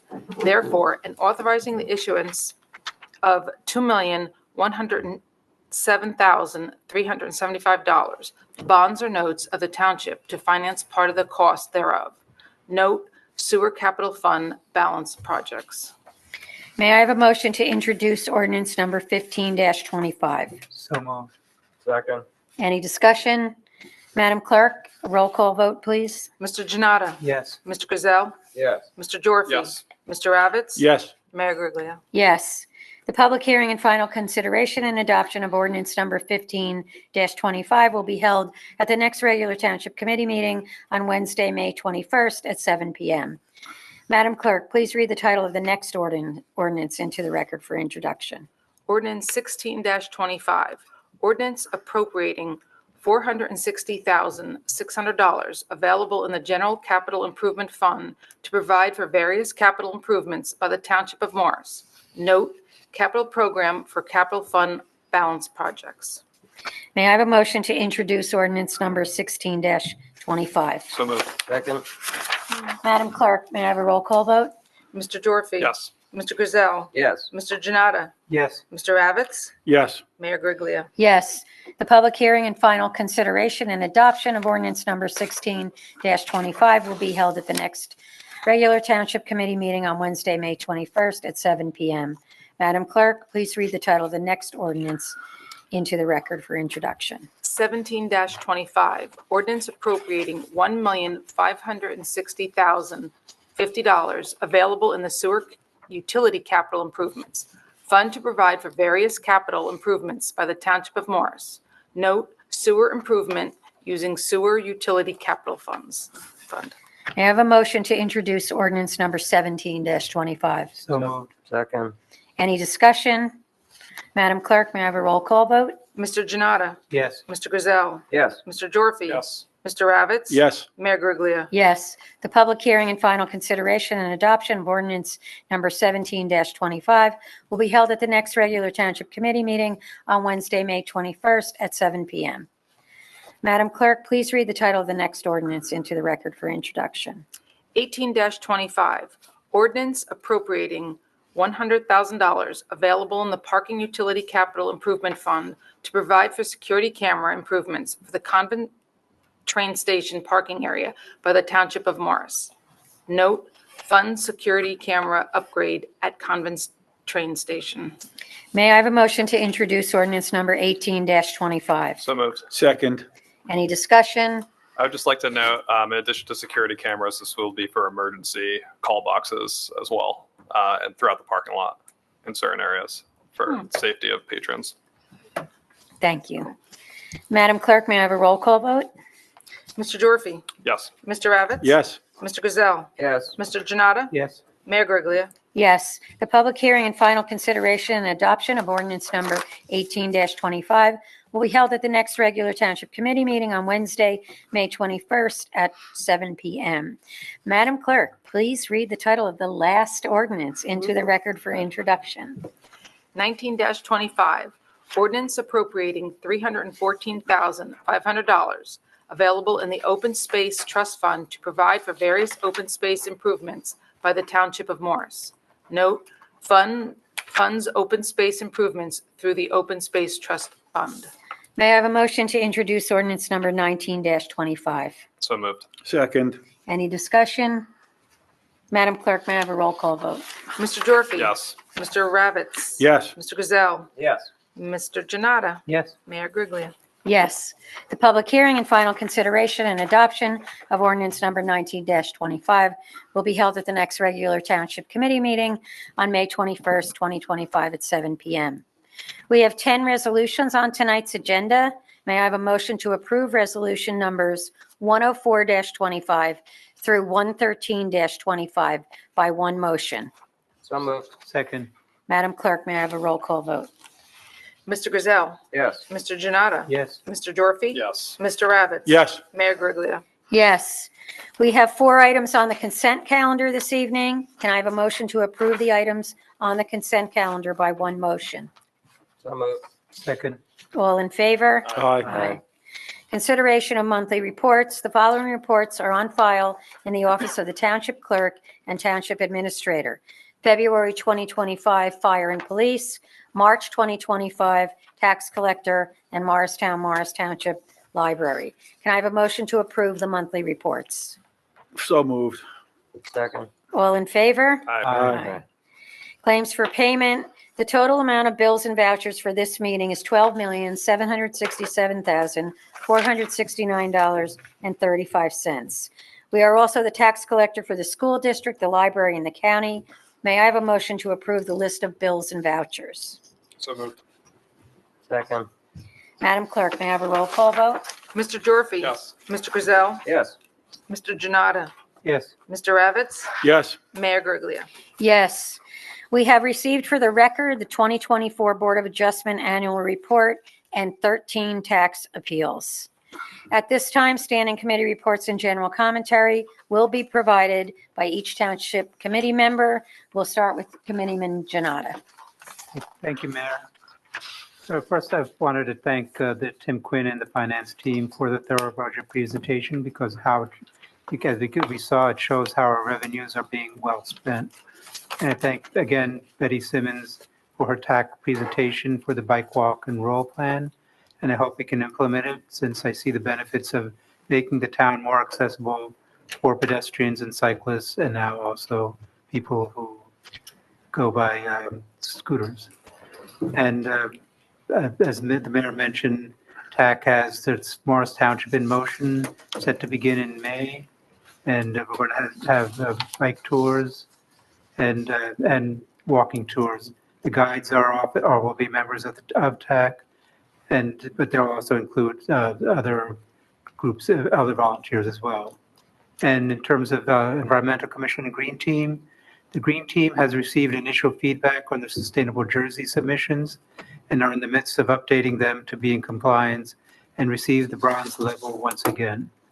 Also, the Great Swamp Watershed Association is currently running its annual native plant sale, which I think will end this weekend. It is part of the larger going native trend in landscaping. And the showing of the American River film about the Passaic River journey by kayak will be shown tomorrow at the Morris County Library, April 17th at 6 p.m. It's hosted by the director, Scott Morris, who, if you know, he made the well-known documentary about how the Great Swamp was saved from becoming an airport. And as mentioned earlier, Earth Day is on April 22nd, and Morris Township will kick off its Adopt a Drain program. Volunteers can register to take care of storm drains in town, and registration can be found at the township website. And there are a number of holy days that were placed in the last month or so. We are right now in the midst of both Jewish Passover and the Christian Holy Week that ends with Easter. And in terms of the Christians, it's both Western Easter and Orthodox Easter. Sometimes they don't overlap, but this time they did. And last month, for the whole month of March, was the Muslim holy day of Ramadan, and which ended with the feast of Eid. And in other religions, Hindus celebrated the colorful holiday of Holi, which I must tell you, if you're wearing white, be sure that to know that you cannot rub off the colors that you get. I found that out the hard way. And Sikhs, among others, commemorate the holiday of Baisakhi. And Hindus in the southeastern region, which is my part of the country, have celebrated the regional New Year called Ugadi.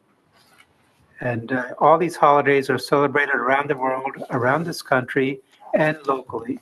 It shows the diversity, tolerance, and respect found in our community, and shows how people can get along.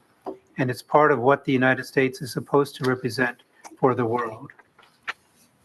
And I must also add, on April 18th, this Friday, is the first commemoration of our nation's 250th birthday with the Tuif by Sea commemoration, which commemorates the midnight ride of Paul Revere and is warning to the Massachusetts colonists that the British redcoats were on their way to the armory at Concord, Massachusetts. This led to the battles of Lexington and Concord and the shot heard around the world, which began the American Revolution. Now, mind you, Paul Revere was actually caught during his ride, and that there were a couple of other more successful riders who warned the colonists, later called the Minutemen. But Revere's legend had grown mostly because of the famous poem by Henry Wadsworth Longfellow, which is an example of the dictum of when the legend becomes fact, print the legend. And now, I'll also this time I'm not going to talk locally, but I'm going to talk about general current affairs. As a student of history and current affairs, I have been paying attention, in shocked attention, to the news of the past few months and how it would be crazy for me and others to think that things are going off the rails. Many long-held beliefs and institutions are being upended, and the future is completely unknown, possibly even by the perpetrators of this chaos. The fact is that much of the infrastructure that makes up the federal government and its policies and its institutions were founded to resolve the problems and tragedies of the past. I am in the midst of writing a larger piece, but I will just relay a few cases off of my list. There is a reason why we have freedom of speech and freedom of the press. There is a reason why we have freedom of religion and the separation of church and state. There is a reason why we have birthright citizenship. There is a reason why we have a civil service. A president was actually assassinated because of it. There is a reason why we have the Department of the Interior and the National Park Service. There is a reason why we have the National Archives. There is a reason why we have the Veterans Administration. There is a reason why we have a Department of Health and the Centers for Disease Control, CDC. There is a reason why we have immigration and naturalization. And there is a reason why we have or had free trade policies and agreements. This list can certainly be expanded, and I will, and each one will be given an explanation, just not right now. This was just an illustration of what is at stake when these programs and institutions are upended without any thought or foresight. This also shows the importance of knowing and understanding our past. Each item has a problematic and often tragic story behind it. This is why it is important to know this past, so we should not repeat it again. But apparently these lessons will now have to be relearned the hard way. And the ghosts of the tragic side of our history will come back once again. If that is what it takes, then so be it. I just wish many of us had remembered the past and continued those lessons to prevent the tragedies that are sure to come. This is one of the reasons why I personally study history in all of its facets, and why we'll continue to pass this knowledge until hopefully people will remember and learn. Thank you, Mayor. Thank you, Committeeman Jonnada, and from all of us, please wish your mom a very happy 85th birthday. Thank you. Mr. Gyorfy. Thank you, Mayor. Just wanted to provide two updates in Parks and Rec, which I might need some help from Mr. Quinn on. Number one for Collinsville Playground, Tucker Field reconstruction project. I know residents have been communicated to recently, and they'll get a more official communication, and a sign's going to go up tomorrow. But we ran into some I guess, hiccups along the way of continuing the work, and that is in terms of soil testing and traces of potentially harmful chemicals in the soil that now require us to follow DEP guidelines. So, Mr. Quinn, are you able to provide just some additional background on where we're at? Yes, as part of our grant that we have with Green Acres, we had to do some soil sampling. In the area of the basketball court, it came back for a chemical called benzopene, which is from when the school was originally demolished there. The levels are not excessive, in which it can be, we feel can be remediated, so we have an LSRP. Just yesterday, we got the final approval from Green Acres for our LSRP to go through with the just additional testing that is needed so we can determine what the remediation is. It's probably going to be removal of some soil or capping of certain areas. We think in the area of the basketball court, but we'll know that once we get those next set of tests back. The second item that we have is we were able to locate a underground storage tank that was there from the school. It looks to be a 3,000-gallon oil tank that was there. The good news on that is when we opened it up and we tested it, there was no oil in it, so we're hopeful that it's not a leak. We're going through the process right now of registering it with the state, which is required, and then removing the tank and then doing the soil testing underneath the tank to ensure that there's no other leaks or if there's any contamination to start that process to remove that. So right now, until we can get those items rectified, can't move any of the dirt that's currently there for the project. However, the contractor is going to be working over on the Tucker Field site, and they started that work again earlier this week. So that will continue until we can get back in full swing on the rest of the project. Thank you, Mr. Quinn. Yeah, and obviously the township is frustrated by these developments, but you know, while we're seeing delays, we're doing the right thing, and we're going to remediate whatever we have to. to make sure that the playground is up to all environmental standards and is safe for the families who will be utilizing the facility. So I would just ask residents to keep in mind we have DEP requirements we have to stick to. So for one example, once our sign goes up, we have to wait 10 days before work can start. And I know there's going to be other things like that too down the road potentially. So we just ask for patience. The funding is there, the commitment is there, the project will get done. But we're just going to have to wait a little bit more time until further tests are conducted.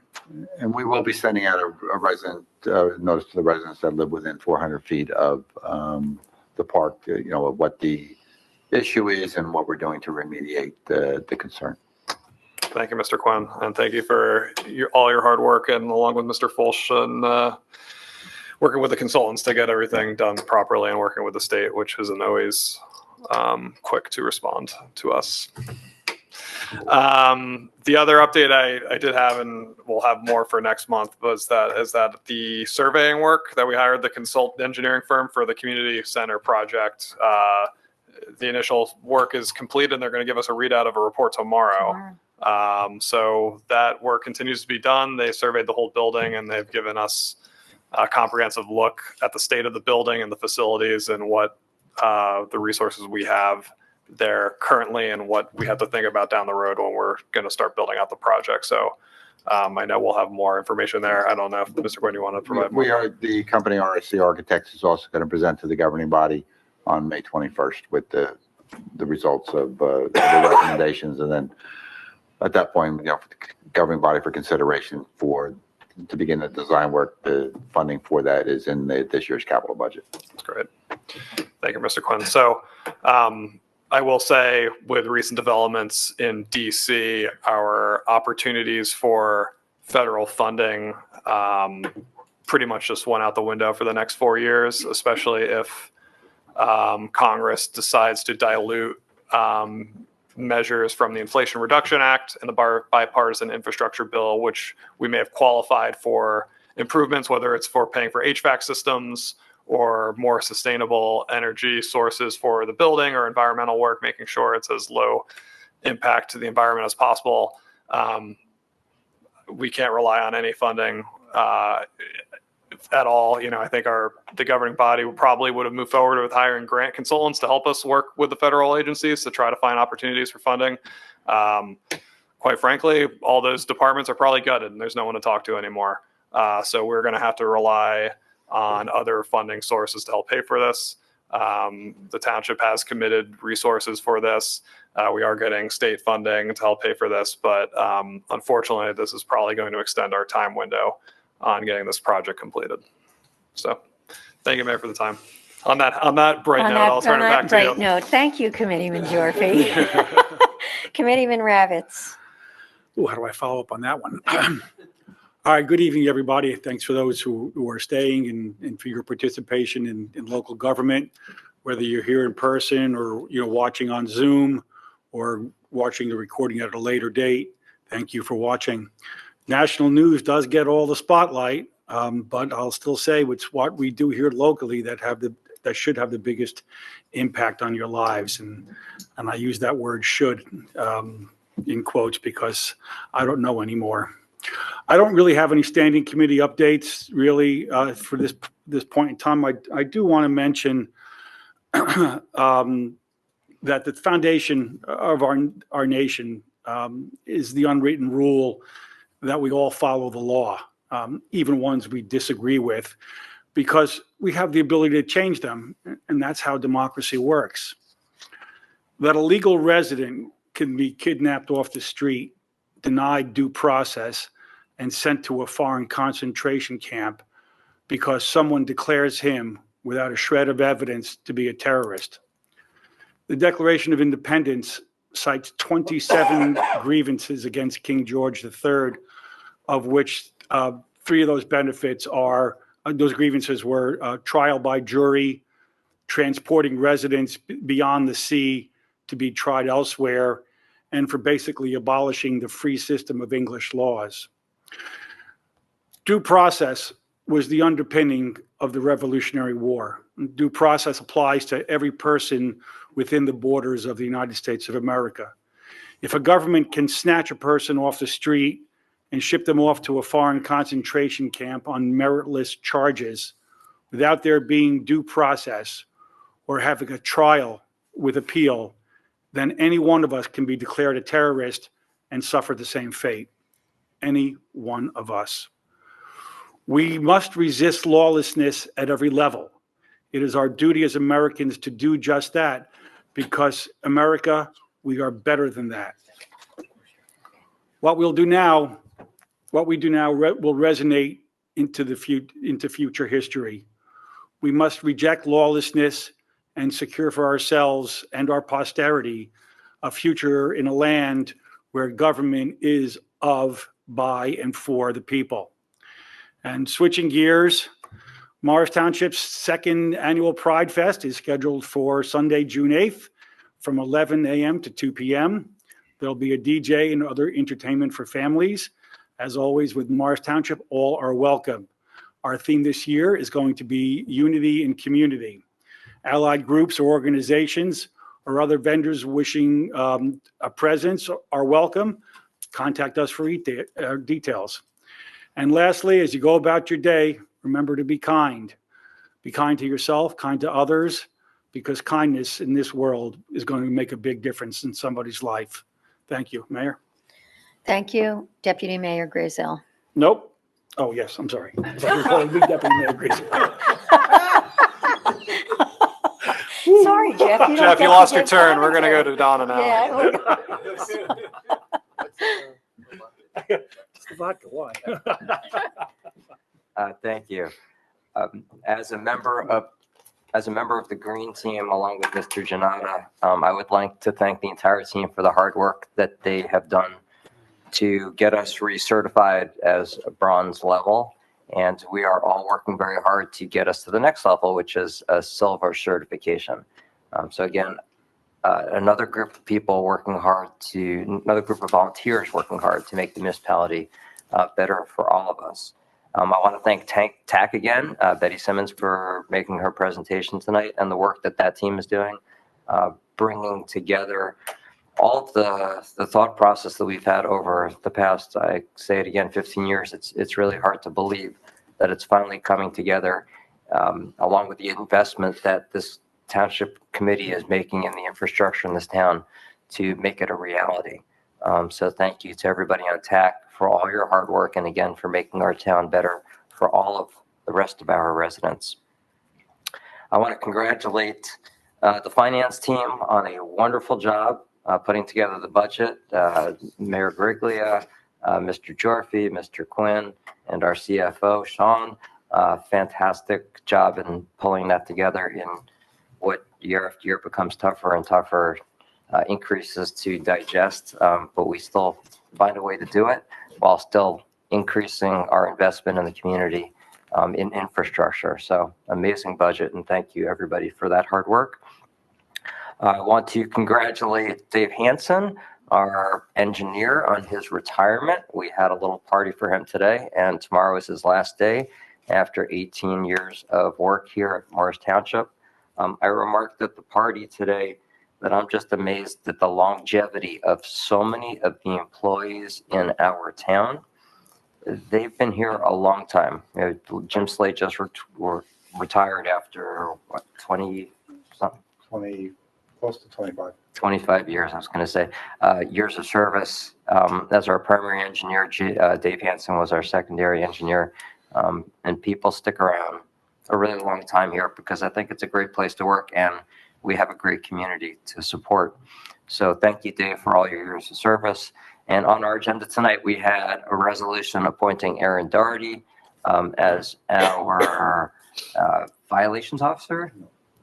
Assistant zoning officer. Zoning officer, there we go. Assistant zoning officer, who's in charge of violations, right? Property violations. But I wanted to congratulate Aaron on the increase in responsibility, and we look forward to working with her as she transitions into that new role.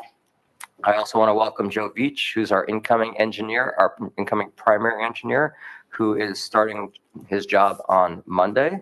So we look forward to working with him and transitioning to working with him. The mayor and I interviewed him, and we think he's going to be a fantastic match for this town, and he lives in the adjoining community of Randolph. So he's got a vested interest personally in making sure that our town is run well. Mr. Jonnada mentioned all the holidays that we are experiencing currently and over the past few weeks. I don't want to mention them all again, but I do want to acknowledge them. And I want to wish my brothers and sisters and all the other faiths that have been celebrating, I hope that they had a meaningful holiday celebration.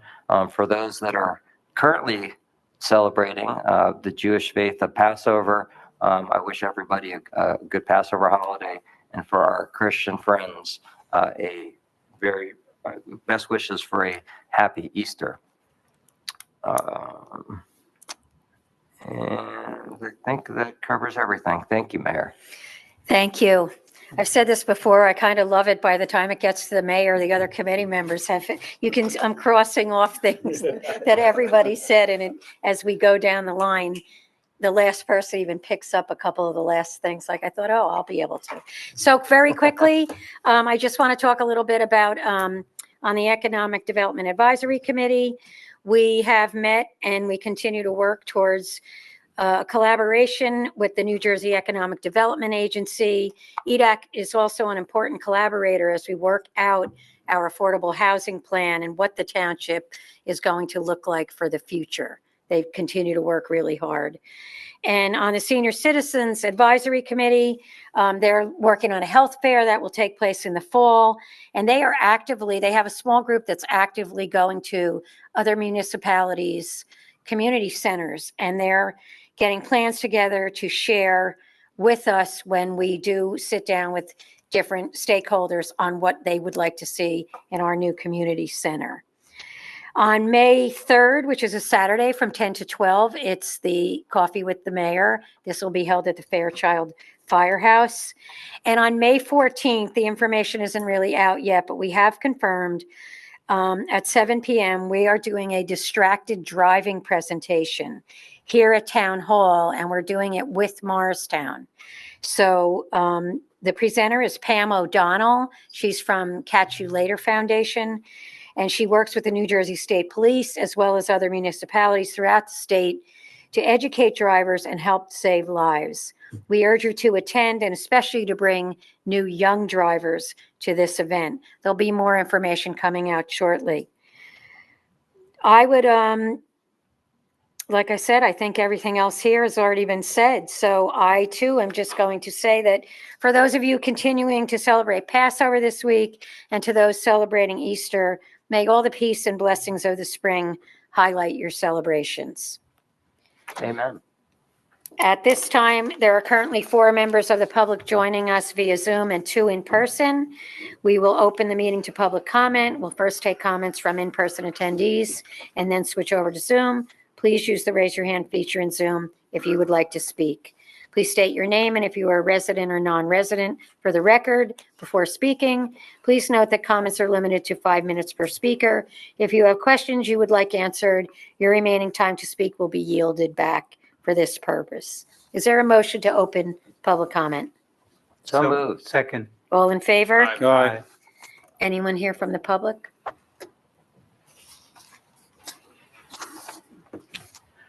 I'm Betty Simmons, and I am a township resident in the Collinsville section on Highland Avenue.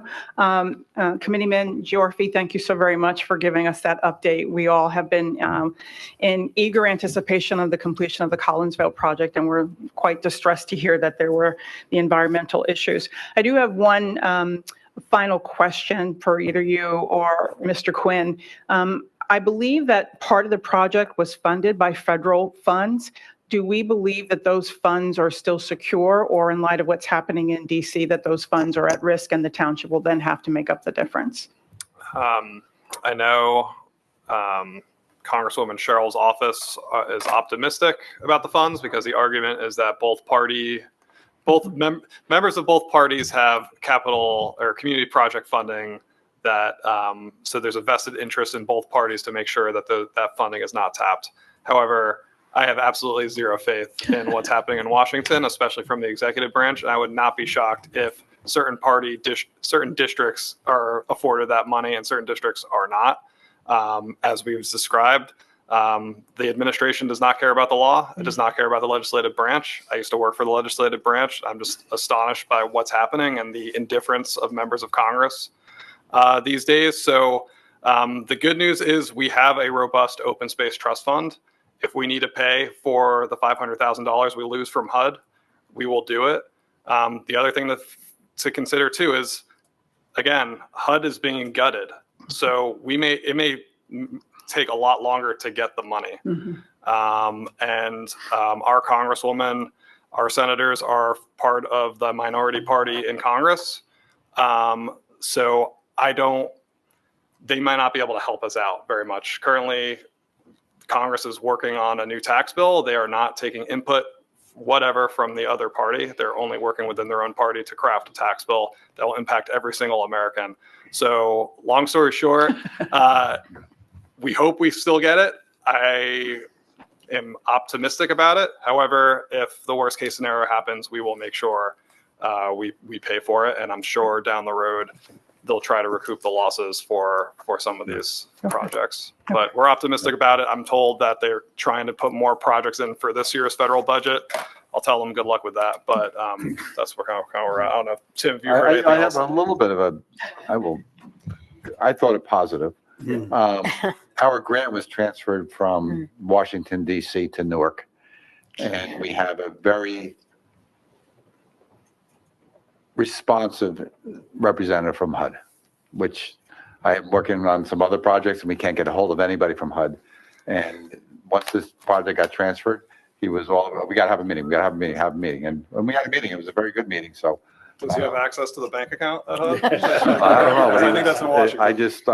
I was, as I say, pleasantly surprised as to them reaching out directly once the grant was. It was some weird office of HUD, so it had nothing to do with what our grant was, but maybe they're splitting up the work. But he was there. He's been working with our grant manager, Annalise, to get our reports and everything in directly to him. So fingers crossed. But it's been said, stroke of the pen, we could lose that money very easily. Sure. Well, we greatly appreciate, speaking for myself as a member of that community, we greatly appreciate your support, your perseverance with that, because it's just going to be a phenomenal facility for our community. And one final comment, if I may, Mayor, I've had the opportunity to watch a couple of videos of the Township Committee over the past couple of months, in particular as a result of my work with Committeeman Gyorfy and Committeeman Ravitz on the Cannabis Advisory Committee. And I was struck, and I did have a conversation with the mayor, I was struck by how steadfast you all are in paying attention to the voices of the community members. And I want to appreciate you all, especially during this time when kindness, as you say, Committeeman Ravitz, is very hard to come by. I had the opportunity 2 weeks ago to go to a school presentation at the Peck School, and I was truly moved by the civic mindedness of the kids in that school. And one of the statements that I heard from a child, I'm going to recite to you all because I think it's very apropos for the comments that you all have made this evening, and I want you all to know how much I appreciate the work that you do on behalf of the residents of the Township of Morris. It's a quote by Coretta Scott King, and the quote is, "The greatness of a community is more accurately measured by the compassionate actions of the members of that community." You all are very compassionate in your work, and it is greatly appreciated. So thank you all very much, and keep doing the good work for the residents of the Township of Morris. Thank you so much for those kind words. Thank you so much. Betty, we can't thank you enough too, and I hope you feel how much we appreciate you and all that you do. And I will say, and again, I can't guarantee when, we will get the Collinsville project done and open, and everyone will be able to bike, walk, and roll to Collinsville. I promise you that. Anyone else? I see no hands raised on Zoom. Is there a motion to close public comment? So moved. Is there a second? Second. All in favor? Aye. The time is now 9 o'clock. Can I have a motion to adjourn the regular session? So moved. So moved. All in favor? Aye. The next regular,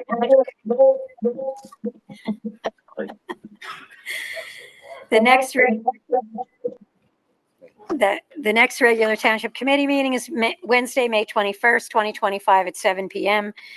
The regular meeting at 5 PM in the municipal, for a closed session in the municipal building, 50 Woodland Avenue. The regular meeting will begin at 7 PM. Thank you and have a great night.